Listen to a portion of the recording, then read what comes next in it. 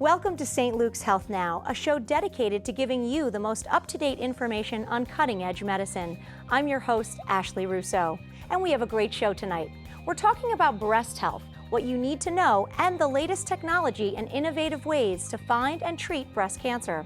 We'll be joined by a panel of the leading physicians in this field, hearing patient stories of success and taking questions from our live studio audience. Stay tuned. This is St. Luke's Health Now.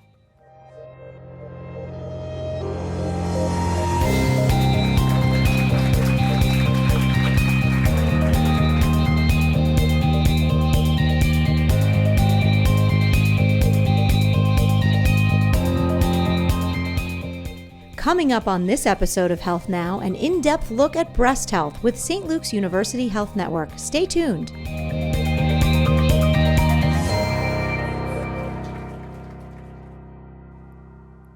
Thanks for being here. Let's get started.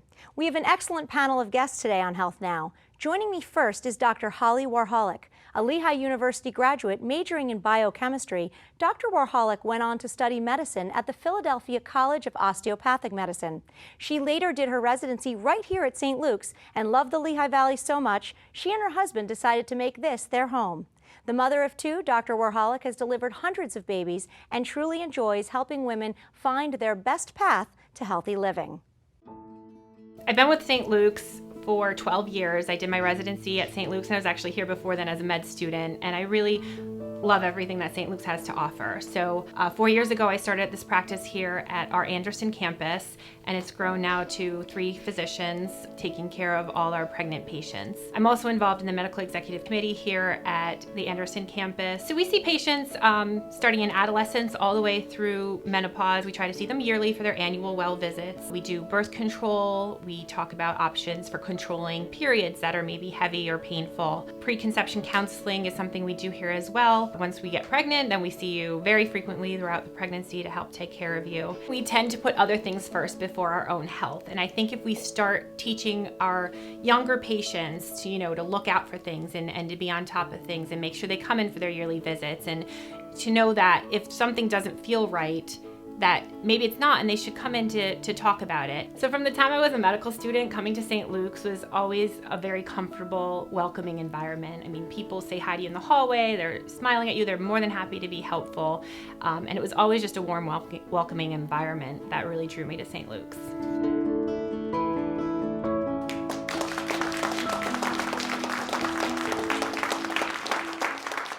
Dr. Warholick, thank you so much for being here. Thanks for having me. So many things have been reported about mammograms in recent years, when you're supposed to get them and what the guidelines are, and a lot of women have been left confused. Can you tell us what you tell your patients about mammograms? Sure. We usually recommend starting mammograms at the age of 40. Sometimes that can be a little bit different depending on your family history. And usually when we have a new patient come in the office, we have her fill out a questionnaire on her family history so we can see if breast cancer was diagnosed early. So we need to start mammograms earlier. But typically we start at age 40 and recommend every year throughout their life. And do you find that it's a challenge to get women to get that first mammogram or to keep up with their mammograms? Where does the challenge come in as a physician to make sure women are getting their mammograms regularly? So we encourage the patients to come in yearly, and sometimes they do go for their mammograms. Sometimes they're very hesitant to do so because they're concerned about risks of the mammogram. So we just try to really communicate with our patients, and between us as well as their primary care providers are also good about encouraging them to get their mammograms as well. Great information. Thanks, Dr. Warholick. Joining our panel next is Dr. Joseph Russo. After graduating from the University of Notre Dame with a double major in English and pre-med, Dr. Russo went on to Loyola Stritch School of Medicine. He completed his residency and fellowship at Barnabas in New Jersey, next taking a job at St. Luke's, where he's the section chief of women's imaging. He takes great pride in providing women quick but thorough diagnosis to all of their breast health concerns.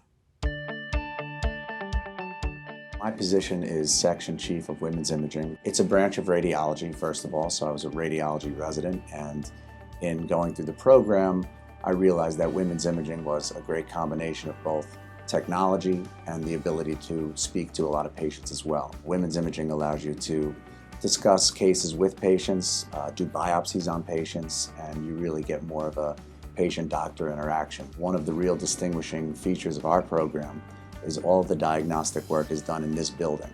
So we have all of our best people, all of our most experienced breast imagers working under one roof. And in so doing, they've really developed a very specific knowledge of diseases of the breast, what certain patterns look like on a mammogram. And in doing so, our quality numbers are really, really incredible at this center. There's a lot that's great about working in St. Luke's Women's Imaging. First and foremost is the team of people that we have working at our regional breast center. And this is a real team approach here. It's rewarding finding small treatable breast cancers and providing a life-saving service here.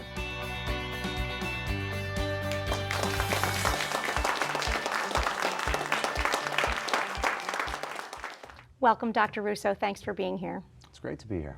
Tell me about the Regional Breast Center. What is it, and how does it differ from going for your annual mammogram? Well, we've been at the Regional Breast Center in Center Valley for about a decade now, and the goal was to have women be able to get their mammograms throughout the Lehigh Valley, throughout the St. Luke's system, but come to the Regional Breast Center when they have an issue, such as a palpable abnormality or a problem on their screening mammogram. And once they get there, we have all of our most experienced breast personnel there, and we move through the process very quickly and offer same-day biopsies if they need it. So it's a pretty unique setup for patients, and it's really decreased wait times for those anxious couple weeks when people are waiting for a diagnosis. Thanks, Dr. Russo. Let's meet our final panelist, Dr. Lee Riley. He's a board-certified and fellowship-trained surgical oncologist with a focus on breast cancer. Dr. Riley has introduced many medical advances in his time at St. Luke's, such as sentinel lymph node surgery, advanced genomic testing, and intraoperative radiation therapy for breast cancer. He's published papers in each of these areas and is a strong advocate for clinical trials in breast cancer. Hi, I'm Dr. Lee Riley. I'm the chairman of oncology at St. Luke's University Health Network. I want to study the human immune system so that we can beat cancer. I love everything that I do. I love taking care of patients. I love the research. You learn to listen to the patient and try to hear and understand their story, because while I may see everybody with a breast cancer, they're all different. I try to thank all of my patients for trusting me to take care of them. So I think developing the relationship and helping them make good decisions for themselves is important, and that takes trust.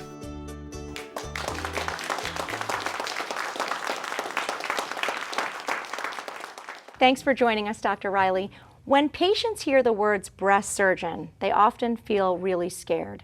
What is it that you do that can alleviate their fears, and what services do you offer your patients? So what I do mostly is I focus on breast cancer, but a lot of times we'll see patients who don't know if they have breast cancer. They feel a lump, they have an abnormal mammogram, and so we try to get them in and let them know, A, we don't feel anything. We think this is really a very low likelihood to be a cancer.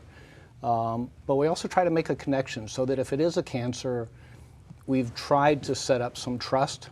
We've tried to tell them the kinds of things we do within the system with all the experts that we have, so that they feel a little bit more comfortable coming back and talking about a difficult situation if we have to. Wonderful. Thank you all so much for being here and for giving us a better understanding of the individual roles you and your teams play in offering nationally recognized breast health at St. Luke's.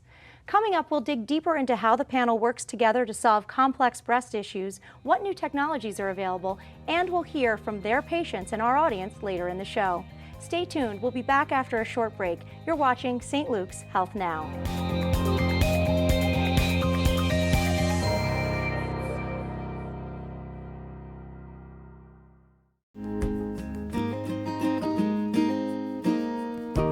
Life can get pretty busy.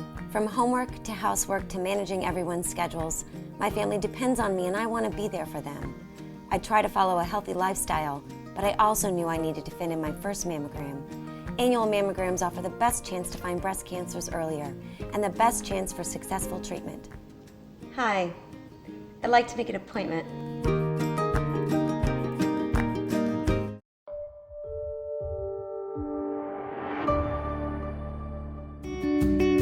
My story started December 9th. I found out that I had HER2 positive breast cancer.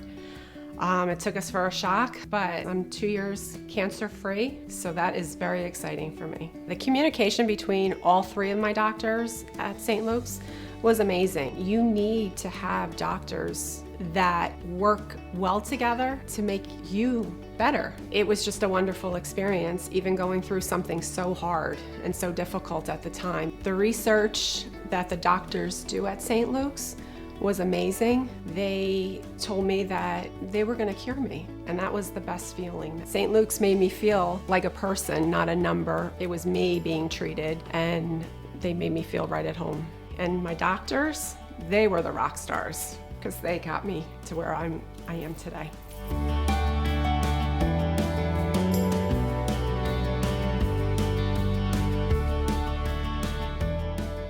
Welcome back. Thanks for being with us tonight. I'm Ashley Russo, and this is Health Now. I'm joined by an outstanding panel of breast health physicians, Dr. Holly Warholic, Dr. Joe Russo, and Dr. Lee Riley.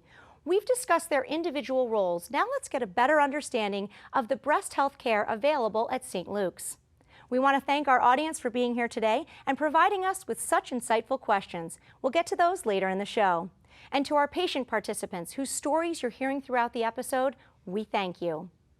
Dr. Warholic, what's the most important thing that you tell your patients regarding their breast health?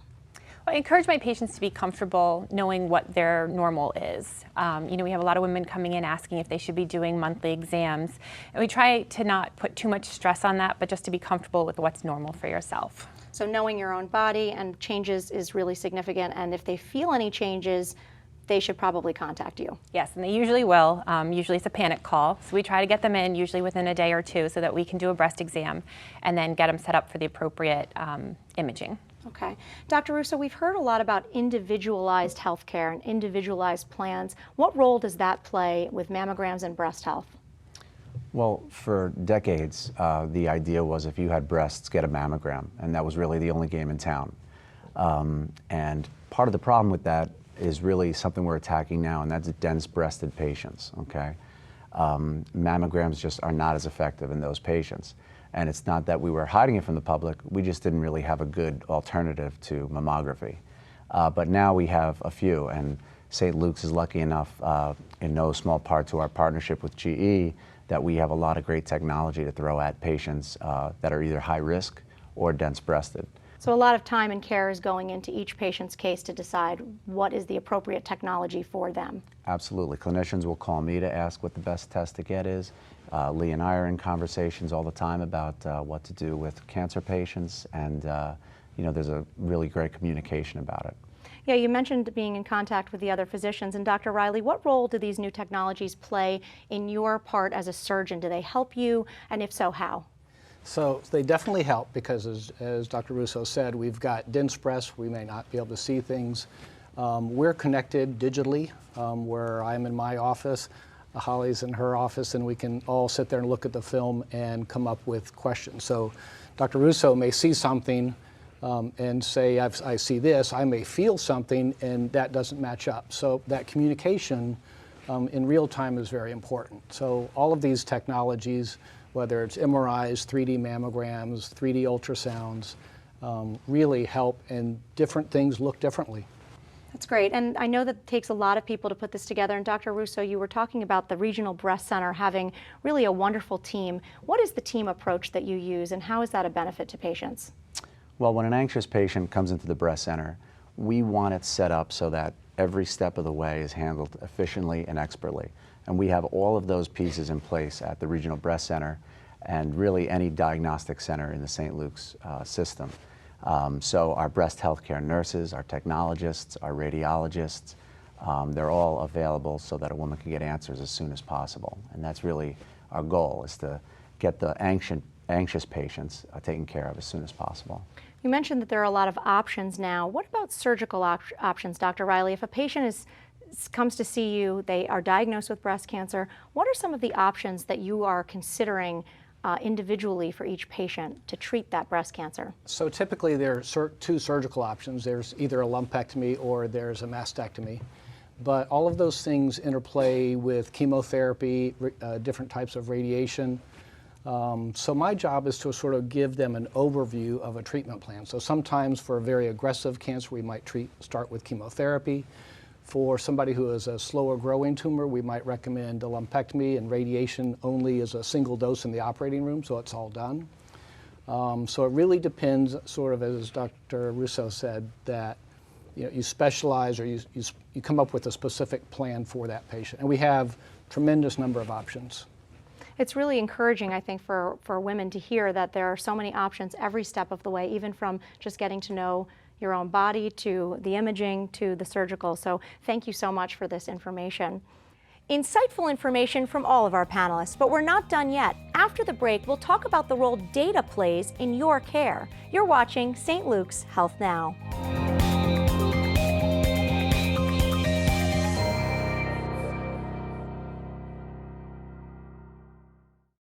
I've always been a planner.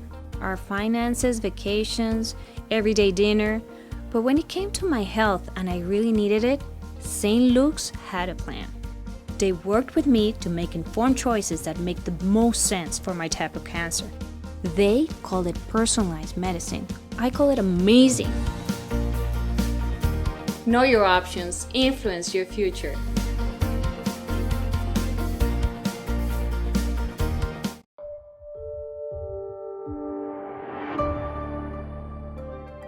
I'm a mammography technologist here at the Regional Breast Center for St. Luke's. I was diagnosed with breast cancer at the age of 27. I have a strong family history. My mother passed away from breast cancer and my aunt passed away from breast cancer. I wanted to have a mammogram so I can be proactive. And so when I had a mammogram, they did discover that I had early stages of breast cancer. I always feel that if I would not have had that mammogram, I wouldn't be here today. Imaging is something near and dear to me, being that I work in this profession and because it was the first step towards my diagnosis.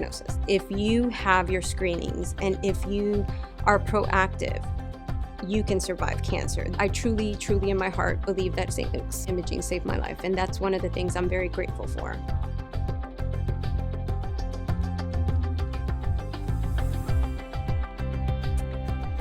Welcome back to St. Luke's Health Now, a show dedicated to giving you the most up-to-date information on innovative medicine. I'm your host, Ashley Russo, and we have an exciting show tonight. We're talking breast health and what you need to know from every physician you may see along the way. We're also hearing patient stories of success and taking questions from our live studio audience. In case you're just tuning in, I'm joined by 3 St. Luke's physician panelists, Dr. Holly Warholic, Dr. Joseph Russo, and Dr. Lee Riley. Thank you all for being here. In the first part of the program, we established what the recommendations are regarding breast health, what the Regional Breast Center is, and some medical treatments available. Now, let's discuss the data. Dr. Russo, so much of medicine is grounded in data, as it should be. How is data playing a role in breast health? Well, what most people don't realize is getting a mammogram is not like getting a blood test. All of our radiologists have their data measured very carefully. Things like cancer detection rate, things like how many of your biopsies turn out to be positive. Things like callback rate, how often do you call a screening mammogram back for additional views? Now, there are benchmarks for these numbers, and we aggressively monitor them and try and keep us above the national standards in all of them. Dr. Warholic, how important is it to you in the care of your patients knowing that St. Luke's cares so much about the data and the radiologists and the breast health workers that are being monitored to give these patients that level of care? I have to say, we really do have an excellent breast care team, and our patients are always so happy when they come back after we've sent them out for any kind of follow-up mammograms. Their center does a great job of getting in touch with the patients, getting them back in, and getting them answers as quickly as possible to help alleviate the anxiety associated with these diagnoses. Dr. Russo, what do you guys do to alleviate those fears? Well, our goal is to treat all of our patients as if it is our wife or friend or family member. So we see these patients going through what's an extremely anxious, tough time, and that's where our dedication to same-day biopsies came from, because the first question a patient always asks is, well, when can I get this taken care of? And we try under almost every circumstance to do it right away. And that's really our goal there, is to really feel a connection with these people and understand what they're going through. And really quite a difference from waiting 3, 4, 5 weeks just to get those test results. That's right. That's what it used to be, as a matter of fact. It used to be up to a month once you knew you needed a biopsy, and we've cut that down to usually less than a week before they get a diagnosis. And Dr. Riley, I would imagine that that has some significant implications for your treatment of an aggressive breast cancer. For example, the difference between someone getting a diagnosis in 2 days versus 2, 3, 4 weeks. So it does. So we can measure, and getting into data, we can measure, how long you can wait for certain types of breast cancer. But when you don't know what the type is, you can't do it. So it's really been helpful, starting probably 10 years ago, to really set up the regional breast center. So they get a biopsy done as quickly as possible, and we get not only the biopsy, but we get the pathology, and we get the pathology reviewed by another pathologist, because you don't want to call somebody and say, we think it's cancer. So it's a great whole team experience to get that done quickly, and it does make a difference. And Dr. Warholic, how important is it for you to be in touch with this data and knowing about the genetic findings of your patients, or the things that counseling on them on what kinds of tests that they can get to be more informed about their family history? It's very helpful to know, especially with their children and how that may affect their future generations. We try to be on top of that. We try to get a good family history when they're in for their annual exam, so we can kind of address those issues. Dr. Russo, you talked a little bit about the care that you give at the breast center. What's the main focus there, and how do you guarantee and manage that individualized care when you're talking about so many patients in the course of a day, a week, a year? Well, for screening, we try and come up with fairly reproducible guidelines for everyone, okay? But once a patient is beyond the screening stage and getting biopsies or diagnoses, then it becomes about communication, and no patient is sort of put into a cookie cutter situation, but they are very specifically discussed. Dr. Riley, what's the one thing you want your patients to know if they're facing breast cancer? They're diagnosed, they're seeing you. What do you want them to know about the care they're going to receive and your approach to them? So there are a couple of things. So one is, we take this very personally. We've all had experience with cancer with our friends or our colleagues or our family members. So we try to bring them in, and we're going to take care of them as we would a family member.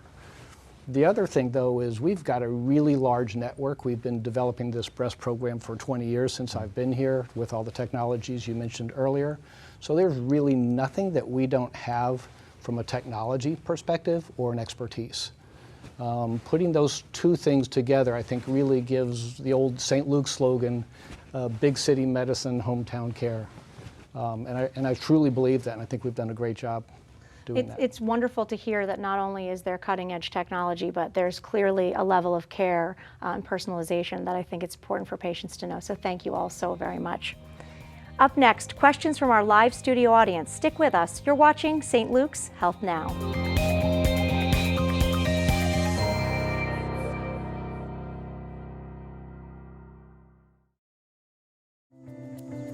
When it came to my breast cancer, St. Luke's was all about helping me make the best choices.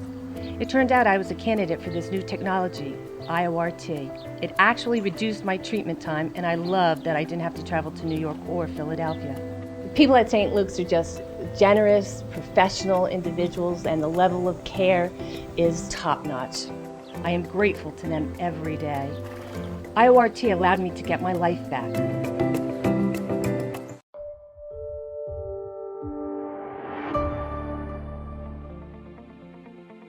I have 2 kids, age 10 and age 7, and I think it's important for me to keep up with my women's health and to get my mammogram and to make sure that I'm healthy so I can continue to do those fun things with my children. I'm at St. Luke's the West End, and I'm here for my 3D mammography, and this is my first mammogram. I try to encourage people that are my age or people that are a little nervous about going for their first mammogram that it's not going to be a big deal and it's really not as bad as they make it out to be. The technologists here at the West End Medical Center were very professional. They talked me through the whole thing. She helped me through everything, made me very comfortable and very relaxed.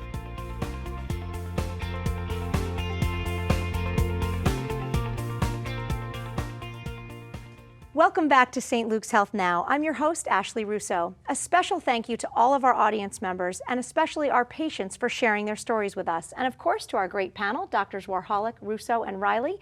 We've had a good discussion on breast health at St. Luke's, and now we want to take some questions from our studio audience. All right, so I've got a few questions here. First one we're going to start with is Dr. Warholic. If my mom has breast cancer, at what age does the daughter start getting mammograms? If the mom was diagnosed early, then we usually recommend starting the mammograms 10 years before the age of diagnosis. So if the mom was diagnosed at 37, you would go for a mammogram at 27? Correct. Okay, so that's good to know.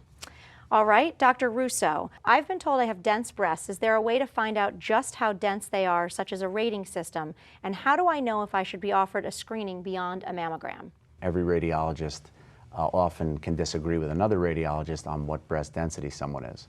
But at St. Luke's, we've moved to a software program that really objectively does it, okay? So every year you should get a similar read, regardless of who's reading your mammogram. So beyond that, what type of screening you get does vary. You can get a regular mammogram, you can get a 3D mammogram, you can get a regular mammogram plus automated breast ultrasound. So there's a lot of different combinations depending on your risk and breast density. And who will be guiding that? Is it your OBGYN or is it the radiologist? Well, we try and give guidance to clinicians, OBGYNs, family practice docs as to what the most efficient screening regimen is. But, you know, all of us are available for those type of questions, and, you know, certainly the radiologist is always happy to give his recommendation as well. Dr. Riley, here's a question for you. How long do most people live after a breast cancer diagnosis? I imagine that's a pretty varied answer. It is, so it really depends on the type. Some people probably will live even if we didn't take it out. The average breast cancer will probably be alive at 10 years, 90% of those people, which is dramatically better than it used to be. So that's one of the pieces of good news I try to give right off the bat. There are some very aggressive cancers that may take a patient's life within 5 years, but then if they make it 5 years, it probably never comes back. So it really depends on knowing the more molecular information about the patient's tumor. And that's where that testing of the tumor becomes so critical. Correct, looking at the DNA of the patient's tumor itself. But overall, it's pretty hopeful where breast cancer has gone, correct? Yeah, in the 20 years I've been here, it has changed really dramatically for helping us predict and improving things. I have two questions that are somewhat similar. So Dr. Russo, I'll go to you. How common is male breast cancer, and does St. Luke's treat it? And are the symptoms in breast cancer the same in men and women? About 1 to 2% of our breast cancer cases, and nationally breast cancer cases, are in men, okay? There is no screening protocol for men. Men that were tested for the BRCA gene are often now being recommended for at least a baseline mammogram. But the fact of the matter is the breast cancer itself is treated the same in men. Great, thank you all so much. Before we go, can you give us one parting word on what it is you'd like patients to know about the care that they'll receive from you at St. Luke's? Dr. Warholic? Sure. I think you can expect very personalized care and a lot of support through your journey. Great. Dr. Russo? I think the media tends to be very critical of mammography, and you often hear a lot of conflicting advice from the media. But the truth is, with the data we have at St. Luke's and the numbers we have at St. Luke's, our patients are really above that controversy, and mammography is actually a very underrated exam for those patients. Great. Dr. Riley?